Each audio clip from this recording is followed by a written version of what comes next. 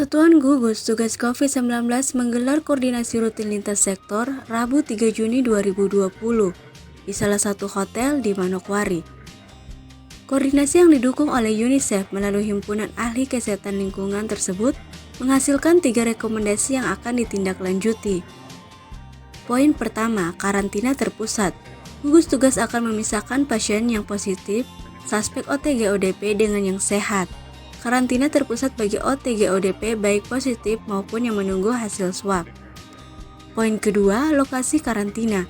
Ada 3 lokasi yang menjadi rekomendasi, yaitu BLK di Sanggeng yang perlu dilakukan survei dan rehab, Diklat Koperasi di Sowi Gunung dan Dinas Pendidikan Provinsi Papua Barat di Susweni. Poin ketiga, persiapan lintas sektor. Bapeda Manokwari, Dinas Kesehatan dan BPKP merumuskan penganggaran karantina terpusat, melakukan survei lokasi, sosialisasi kepada masyarakat lingkungan lokasi karantina. Ketua Hakli Provinsi Papua Barat, Edi Sunandar mengatakan, kebijakan baru atau new normal harus dilakukan karena menurut analisa, COVID-19 akan berdampingan dengan manusia sehingga tes harus dilakukan secara masif. Kata Edi, jika pasien positif dan gejala ringan, pasien harus memasuki karantina terpusat di tingkat kabupaten, kecamatan maupun kampung. Sementara juru bicara gugus tugas COVID-19 Provinsi Papua Barat, Dr. Arnold Tiniap menyatakan, koordinasi rutin itu pihaknya memikirkan untuk dipisahkan orang yang negatif, pelaku perjalanan yang dianggap berisiko, dan karantina bagi OTG yang positif.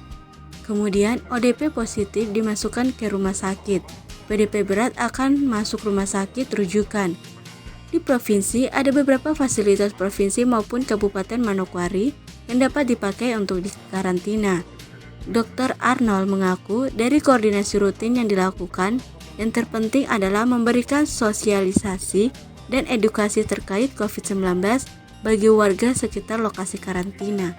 Fasilitas yang milik pemerintah provinsi punya juga bisa dipakai sebenarnya. Bisa dipakai, artinya bukan cuma sebatas yang milik Pemda Manokwari, tapi ada beberapa tempat. Misalnya kan yang pilihan pertama dulu mulai diklat koperasi, terus ada badan diklat yang diandai. Kemudian untuk pramuka ya yang di Arawi. Terus kemudian ada lagi BLK di sebelah Angkatan Laut, dengan satu lagi ada Wisma Atlet ya, Wisma Atlet itu pendidikan punya di Susweni. Nah itu yang perlu. Tapi yang paling penting sebenarnya dari diskusi tadi sebenarnya itu kita perlu mempersiapkan masyarakat sebenarnya, bukan tempatnya. Kalau tempat sebenarnya kan di mana-mana ada, bisa kita siapkan.